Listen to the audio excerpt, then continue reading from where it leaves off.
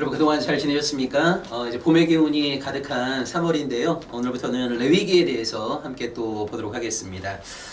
자, 레위기 관련해서 주셨던 질문들도 하나씩 살펴보도록 하겠습니다. 자, 첫 번째 질문은요. 레위기 앞부분에 나오는 5대 제사는 아무리 읽어도 그 내용을 파악하는 것이 많이 어렵습니다. 5대 제사의 핵심적인 내용을 정리해서 알려주시면 감사하겠습니다. 라는 질문 주셨어요. 질문 주신 뿐만 아니라 모든 크리스천들이 가장 어려워하는 것 가운데 하나가 레위기에 나와 있는 5대 제사가 아닐까. 아무리 읽어도 그 내용을 쉽게 파악하는 것이 참 쉽지 않은 본문입니다. 자, 이런 본문이 나올 때는요, 상세한 내용들을 다 정리하거나 암기한다고 생각하시기보다는 큰 틀에서 중요한 것들을 파악하신다라는 마음으로 본문을 보시면 좋을 것 같아요. 자, 먼저 이스라엘 백성이 하나님께 바칠 수 있는 제사의 종류에는 5가지가 있습니다. 이것을 우리가 5대 제사라고 얘기하는데요. 번제가 있고 소제, 화목제, 속제제, 속건제가 있어요. 그러니까 하나님께 바칠 수 있는 제사의 종류에는 5가지가 있다. 번제, 소제, 화목제, 속제제, 속건제입니다.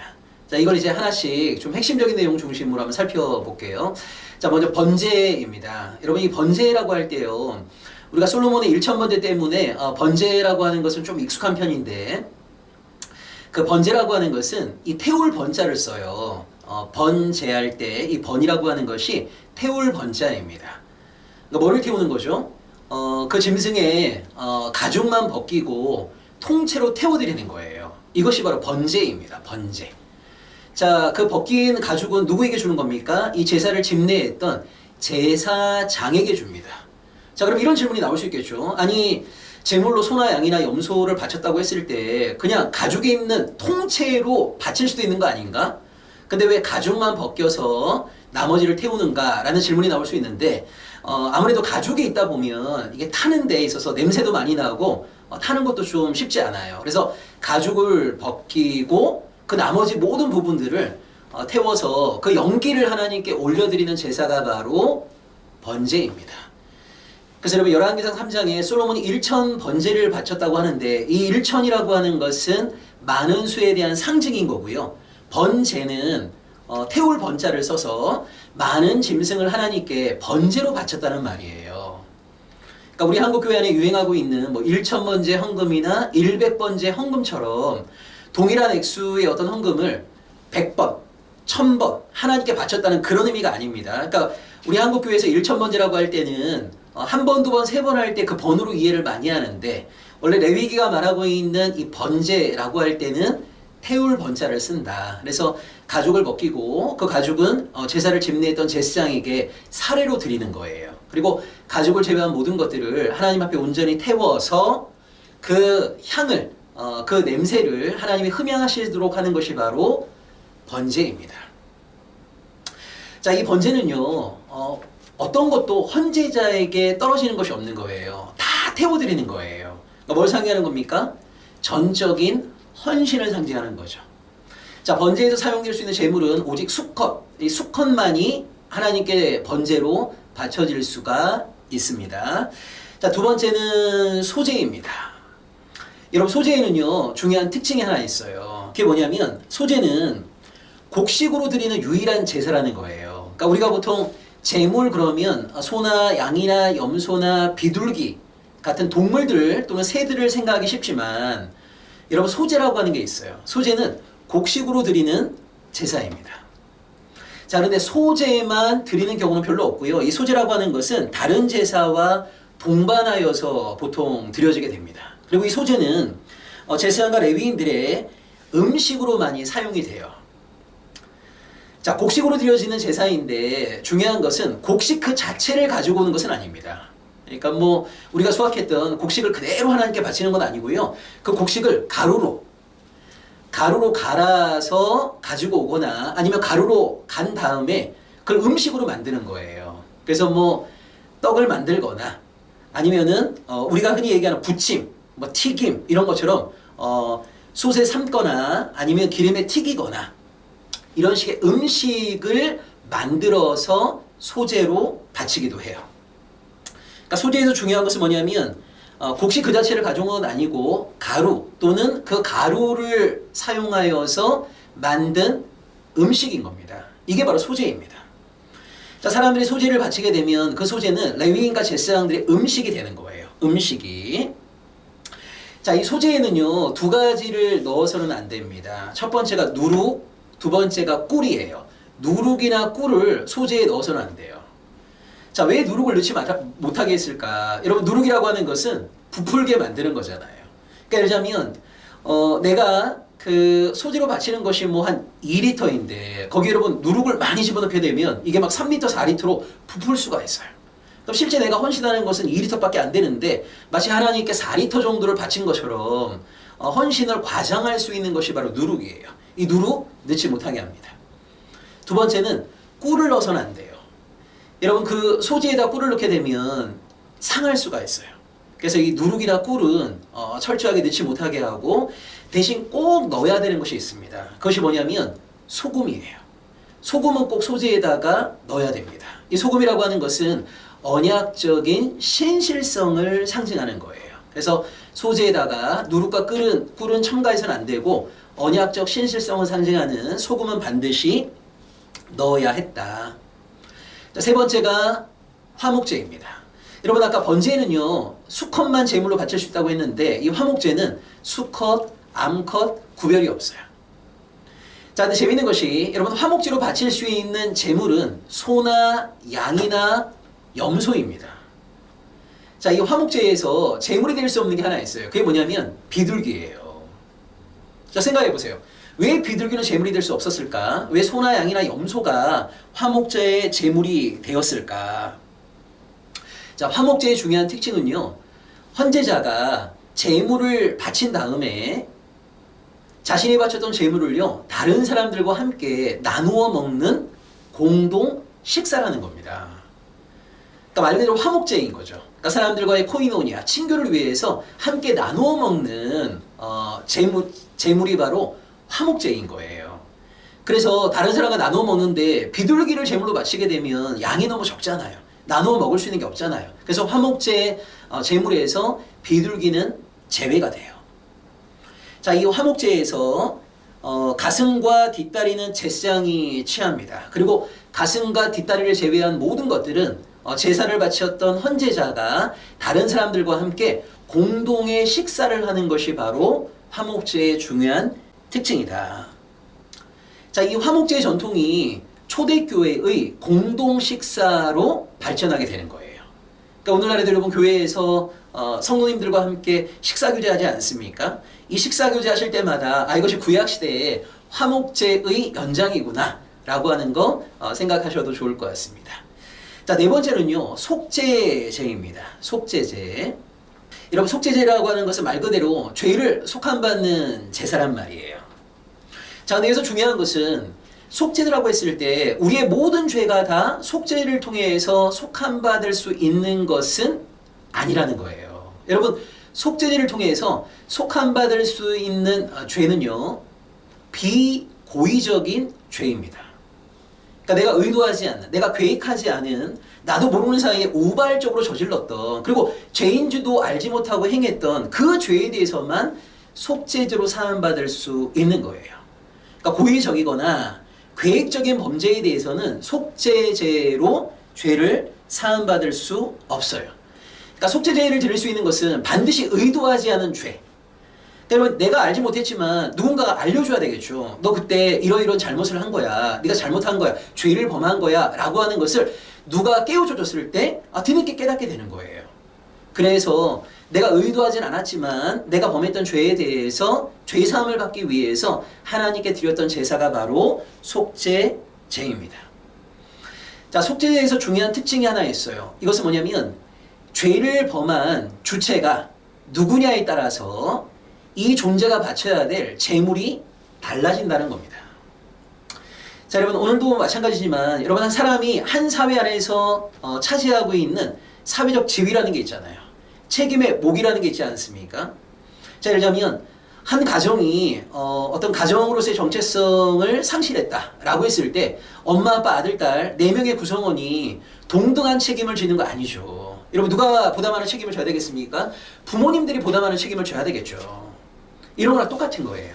그러니까 한 존재가 차지하고 있는 사회적 지위, 책임의 목에 따라서 바쳐야 될 재물의 종류가 달라지는 것이 속죄제의 중요한 특징입니다.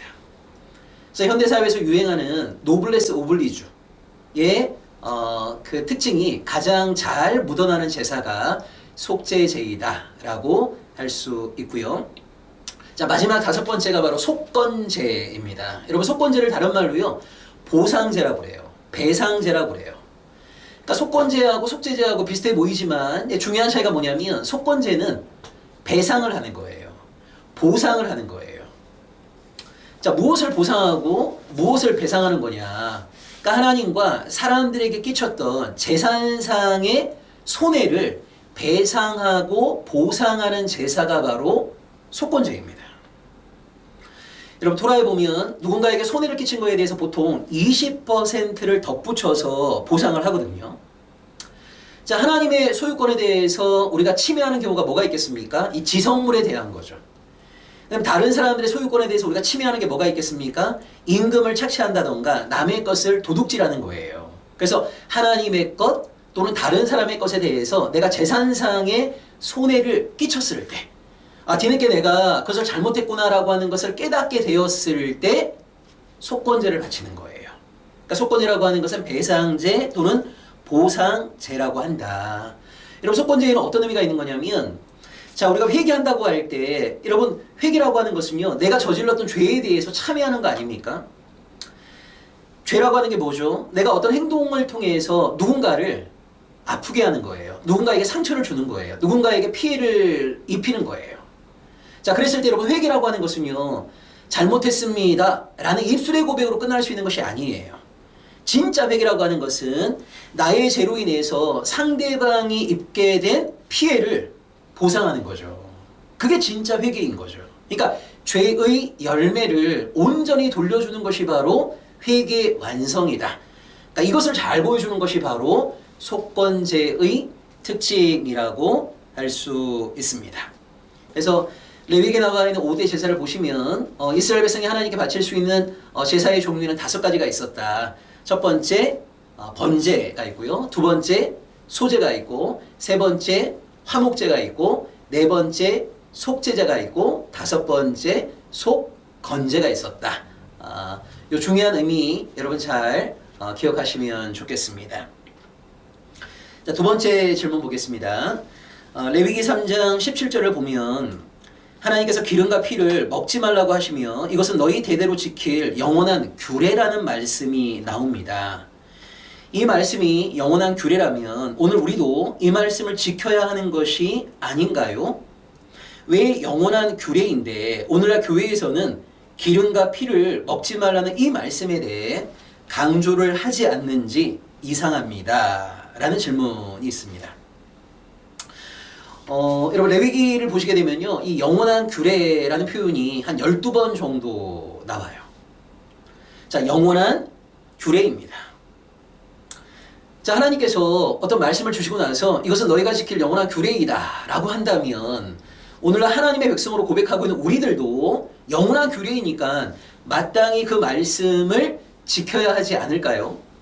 그러니까 너희는 피를 먹지 마, 너희는 기름을 먹지 마라 라고 하나님께서 말씀하셨다면 오늘날 피가 들어가 있는 음식들, 뭐 선짓국이라든가 순대 같은 거 신앙인들이 먹지 말아야 되는 거 아닙니까? 왜냐하면 영원한 규례이니까. 그런 맥락에서 아마 질문을 주신 것 같아요. 자, 먼저 여러분 레위기에서 한글로 영원이라고 번역되어 있는 이 단어의 히브리어 원어는요 올람이라는 단어예요. 그러니까 히브리어 올람을 한글에서는 영원으로 번역을 한 겁니다. 자, 근데 이 올람이란 단어의 뜻은 뭐냐면요 우리가 흔히 생각하는 이터너티의 개념은 아닙니다. 그러니까 여러분 헬레니즘하고 성경이 말하는 헤브라이즘에서 이 영혼에 대한 이해가 좀 다른데 헬레니즘이 말하는 영원, 무궁이라고 하는 것은요 끝이 없는 시간을 가리키는 거죠. 자, 그런데 성경이 말하는 이 올람, 영원이라고 하는 것은 기한부적인 연속성을 가리키는 표현이에요. 자, 기한부적 연속성을 가리키는 표현이다. 자, 여기 기한부적 연속성이라고 하는 것은 뭐냐면 언제 끝날지는 알 수가 없어요. 근데 언제 끝날지는 알 수 없지만 그때까지는 계속 지속되는 것을 말하는 거예요. 이걸 기한부적 연속성을 가진다 이렇게 얘기합니다. 자, 한번 볼까요? 여러분 민수기 10장에 보시게 되면 이 나팔을 부는 규례에 대한 이야기가 나옵니다. 자, 그리고 10장 8절에 이런 말씀이 나와요. 그 나팔은 아론의 자손인 제사장들이 불지니 이는 너희 대대의 영원한 율례니라 라는 말씀이 나온단 말이에요. 자, 여기도 마찬가지인 거죠. 나팔에 대한 그 규례가 나오고 나서 이것은 너희가 지켜야 될 영원한 규례라는 거예요. 영원한 율례라는 거예요. 그러면서 이스라엘 백성 모두를 소집할 경우에는 은나팔 2개를 불고요. 천부장만 소집할 경우에는 은나팔 하나만 불어요. 그 다음에 나팔을 길게 크게 이렇게 불 때에는 동쪽에 있는 지파들부터 출발을 해야 돼요. 이런 식의 나팔에 대한 규례가 나오거든요. 그 다음에 나오는 말이 뭐냐면 이것은 너희가 지켜야 될 영원한 율례라고 하는 거예요. 그럼 여러분 마찬가지죠. 아니 이것을 영원한 율례라고 했으니까 오늘날 주의 백성들인 우리도 모든 백성들을 소집할 때에는 은나팔 2개를 불어야 되는 것 아닌가? 나팔을 크게 불 때에는 동쪽에 있는 사람들부터 출발해야 되는 거 아닌가? 이런 생각을 할 수 있단 말이에요. 근데 여러분 오늘날 우리가 신앙의 공동체 모든 지체들을 소집할 때 은나팔 불지 않잖아요. 분명히 레위기에서는 영원한 율례라고 말하고 있는데 왜 불지 않는 거냐면 성경이 말하는 영원이라고 하는 것은 기한부적 연속성을 뜻하기 때문인 거예요. 언제 끝날지 알 수 없는 그 기간 안에서는 지속돼야 되는 거지만 그것이 끝나게 되면 그것은 이제 우리하고는 상관이 없어지는 거죠. 여러분 민수기 10장에서 이 나팔을 부는 규례는요. 광야 행진시에서만 유효한 법인 겁니다. 자 보세요. 광야 행진이 언제 끝날지는 알 수 없는 거죠. 광야 행진할 때에는 모든 사람들을 소집할 때에는 나팔을 2개 불고 천부장만 소집할 때는 하나를 불고 나팔을 크게 불 때에는 동쪽에 있는 지파들부터 출발을 해야 되는 거예요. 자, 광야 행진이 언제 끝날지는 알 수 없어요. 광야 행진 기간 동안에는 이거는 연속성을 가진 법인 거예요. 자, 그런데 이스라엘의 광야 행진이 끝나고 가나안에 정착한 다음부터는 민수기 10장에 나와 있는 나팔 부는 규정은요. 더 이상 이스라엘 백성들이 준수해야 될 법은 아닌 거예요. 자, 이런 것들을 성경에서는 영원한 규례라고 말하고 있는 겁니다. 그래서 헬레니즘이 말하는 영원이라고 하는 것이 끝이 없는 무궁한 시간을 가리키는 것이라면 성경이 말하는 영원이라고 하는 것은 언제 끝날지 알 수 없는 시간 속에서의 연속성을 가리키는 표현이다. 여러분 성막 관련된 규례도요. 성전이 건축된 다음부터는 의미를 상실하게 되는 거죠. 자, 오늘날 신약에 있는 성도들이 왜 구약의 제사를 드리지 않습니까? 그리스도의 대속의 죽음의 완성 때문에 이제 더 이상 우리는요. 구약 제사법의 지배를 받을 이유가 없는 거예요. 언제 끝날지 알 수 없지만 그 기간 안에서는 연속성을 갖는 것, 이것을 성경에서는 영원이라고 말한다. 자, 그런데 그 기간이 끝나게 되면 더 이상 우리는 거기에 지배를 받지 않아도 된다 라고 하는 거 여러분 기억하시면 좋겠습니다. 자, 세 번째를 보시면요. 레위기 11장을 보면 이스라엘 백성이 먹을 수 있는 정결한 짐승과 먹어서는 안 되는 부정한 짐승이 나옵니다. 그 가운데 현대인들이 좋아하는 돼지는 부정한 동물이라고 되어 있습니다. 신앙인들은 레위기 11장의 말씀에 순종하기 위하여 돼지고기를 먹지 말아야 하는 것인가요? 라고 질문 주셨습니다. 여러분 토라에 보게 되면 두 군데의 본문에 나와요. 레위기 11장과 신명기 14장에 하나님의 백성이 먹을 수 있는 짐승과 먹어서는 안 될 짐승이 구분되어 있습니다. 자, 근데 그 본문을 볼 때마다 우리가 이런 질문이 생기죠. 먹을 수 있는 짐승과 먹어서는 안 될 짐승을 어떤 기준과 근거 가운데 하나님이 이렇게 나누신 걸까? 이걸 여러분 정확하게 알 수는 없어요. 많은 학자들이 레위기 11장과 신명기 14장의 그 본문을 설명하기 위해서 많은 주장을 했는데요. 모든 사람들을 만족시킬 만한 명쾌한 대답은 아직까지 등장하지 않았습니다. 그러니까 어떤 기준과 근거를 가지고 이렇게 설명을 하다 보면 어디까지는 설득력이 있어요. 근데 그 주장을 가지고 또 설명되지 않는 부분이 있는 거예요. 그래서 어떤 학자의 주장도 모든 사람들을 만족시키지 못하는 설명임을 우리가 알게 되는 건데요. 자, 근데 우리가 레위기 11장과 신명기 14장에서 이 정결한 짐승과 부정한 짐승에 대한 어떤 구분 속에서 우리가 확실히 알 수 있는 것이 하나가 있어요. 그것이 뭐냐면 하나님이 정결하다고 하신 짐승들의 특징이 하나 있는 거예요. 여러분, 하나님이 정결하다고 하셨던 이 짐승을 이스라엘 백성은 먹을 수 있거든요. 그리고 하나님이 정결하다고 하신 짐승을 제물로 바칠 수 있어요. 자, 이 대표적인 짐승이 있죠. 소, 양, 염소인 거예요. 그러니까 소와 양과 염소는 이스라엘 백성이 육식으로도 먹을 수 있고 하나님께 제물로도 바칠 수가 있어요. 이게 정결한 짐승이에요. 자, 여러분, 소와 양과 염소의 공통점이 뭘까요? 예, 맞아요. 사람들이 관리, 감독하는 가운데 키우는 초식 동물이라는 거예요. 그러니까 그 짐승의 성장, 사람들이 관리, 감독할 수 있는 거죠. 자, 짐승들이 주로 먹는 게 뭡니까? 풀이에요. 초식 동물들인 거예요. 그러니까 사람들의 관리, 감독 가운데 있는 초식 동물들을 하나님은 정결한 짐승이라고 하셨어요. 그 정결한 짐승을 이스라엘 백성들은 식용으로 먹을 수도 있고 하나님께 제물로도 바칠 수 있는 거예요. 자, 근데 하나님이 먹지 말라고 했던 짐승들은요, 풀을 먹기도 하지만 고기를 먹기도 하는, 또는 다른 짐승들을 잡아먹는 육식동물, 또는 죽은 시체를 뜯어먹는 이런 짐승들은 부정하다라고 하나님께서 규정하고 있다는 거예요. 자, 그런데 질문하신 것처럼 현대인들이 정말 좋아하는 이 돼지도 하나님이 부정하다라고 말씀하셨어요. 이런 질문이 생기죠. 왜 돼지를 하나님이 부정하다고 하셨을까? 자, 여기에 대해서도 많은 주장들이 있었어요. 그런데 명쾌한 모든 사람들이 수용할 만한 그런 주장은 아직까지 나타나지 않았어요. 그래서 여러분 보시면 레위기 11장과 신명기 14장에서 하나님이 분명히 정결한 짐승과 부정한 짐승에 대해서 구분해 주셨는데 왜 이건 정결하다고 말하고 이것은 부정하다고 말했을까? 우린 너무너무 궁금한데 명쾌한 대답을 얻지를 못하고 있는 것이 현실입니다. 그러니까 왜 명쾌한 대답을 얻지 못하냐면 성경이 거기에 대해서 명료한 설명을 하지 않기 때문이에요.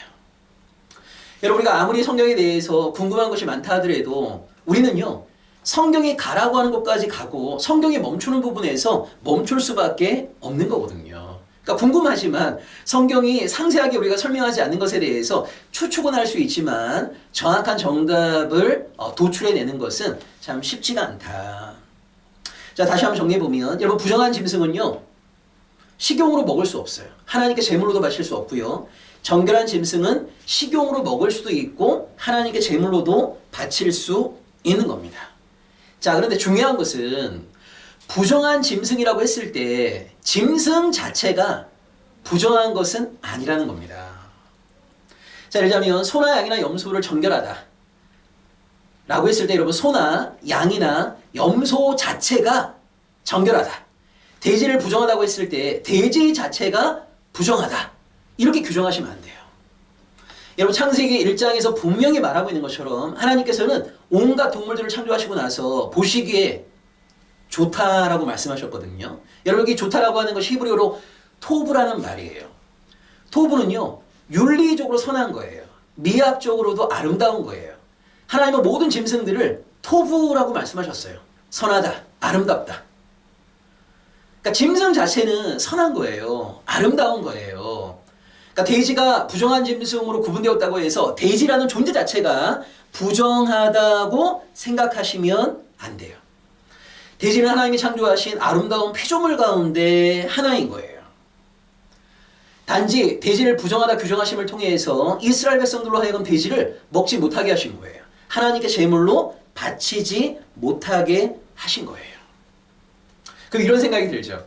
아니, 하나님이 아름답게 창조한 돼지를 이게 부정하다 규정했으니까 돼지는 얼마나 기분 나쁠까라고 생각할 수 있어요.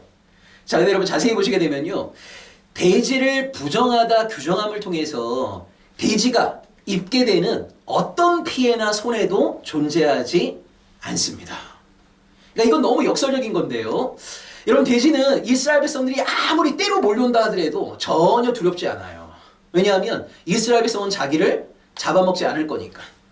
자기를 잡아갖고 제물로 바치지 않을 거니까. 근데 도리어 이스라엘 백성들이 때로 몰려올 때 소나 양이나 염소는 너무 두렵겠죠. 혹시 나를 잡아갖고 먹으려고 하는 건가? 나를 잡아갖고 하나님께 제물로 바치려고 하는 건가? 그러니까 돼지를 부정하다 규정함을 통해서 사실은 돼지가 있게 되는 어떤 피해나 손해도 없다는 것을 여러분도 기억하셔야 됩니다. 자, 질문하신 것처럼 오늘날 신앙인들도 레위기 11장의 근거에서 돼지고기를 먹어서는 안 되는가? 라고 질문을 주셨는데 그렇지는 않습니다. 자, 여러분, 음식 정결법은요, 기계적으로 고정되어 있는 법이 아니에요. 자, 토라에 나와 있는 음식 정결법은 예수님에 의해서 새로워졌습니다. 자, 그것이 어디 나옵니까? 마가복음 7장 19절에 나옵니다. 자, 마가복음 7장 19절에서 예수님이 이렇게 말씀하세요. 이는 마음으로 들어가지 아니하고 배로 들어가 뒤로 나감이라. 이러므로 모든 음식물을 깨끗하다 하시니라. 자, 예수님은요, 입으로 들어가는 음식이 우리 존재를 부정하게 만든다고 보지 않으셨어요. 도리어 무엇이 우리를 부정하게 만드는 겁니까? 마음에서 나오는 온갖 것들이 우리를 부정하게 만든다고 보셨어요. 그러면서 모든 음식물을 깨끗하다라고 말씀하셨습니다. 자, 예수님의 이 말씀이 다시 한번 강조되고 있는 것이 사도행전 10장의 베드로 환상 사건입니다. 자, 사도행전 10장 14, 15절입니다. 베드로가 이르되 주여 그럴 수 없나이다. 속되고 깨끗하지 아니한 것을 내가 결코 먹지 아니하였나이다 한데 또 두 번째 소리가 있으되 하나님께서 깨끗하게 하신 것을 내가 속되다 하지 말라 하더라. 자, 베드로는요, 토라에 나와 있는 음식 정결법에 근거하여서 부정한 동물을 먹지 않으려고 했거든요. 근데 주님께서 뭐라고 말씀하십니까? 하나님께서 깨끗하게 하신 것을 내가 속되다 하지 말라고 말씀하고 계신 거예요.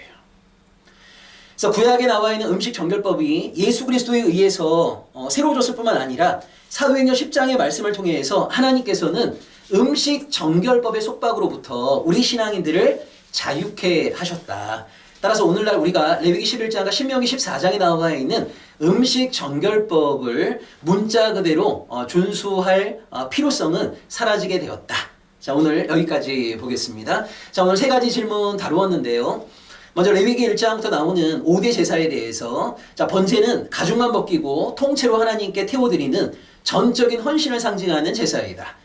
소제는 농산물로 하나님께 바치는 것인데 수확한 그대로 가져오는 것이 아니라 고운 가루 또는 요리를 한 것을 바치는 것이고, 소제는 제사장과 레위인들의 음식으로 사용이 되었다.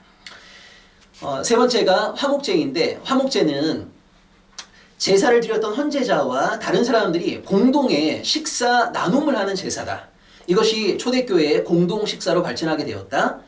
속죄제라고 하는 것은 모든 죄를 사하는 제사가 아니라 비고의적인 죄, 부지 중에 범한 죄에 대해서만 사함받을 수 있는 제사가 속죄제였고, 한 존재가 사회 안에서 차지하고 있는 지위와 책임의 목에 따라서 바쳐야 될 제물의 종류가 달라졌다. 이제 마지막으로 속건제는 배상제 또는 보상제라고 하는 건데, 하나님에 대해서나 아니면 이웃에 대해서 소유권을 침해했을 때 거기에 대해서 배상하고 보상하는 제사로서 우리의 회개라고 하는 것이 온전해지기 위해서는 죄의 열매를 되돌려야 된다. 이것을 잘 보여줄 것이 속건제의 특징이다 라고 말씀드렸고요. 두 번째는 레위기 3장 17절에 나오는 영원한 규례 또는 영원한 율례에 대한 질문이었어요.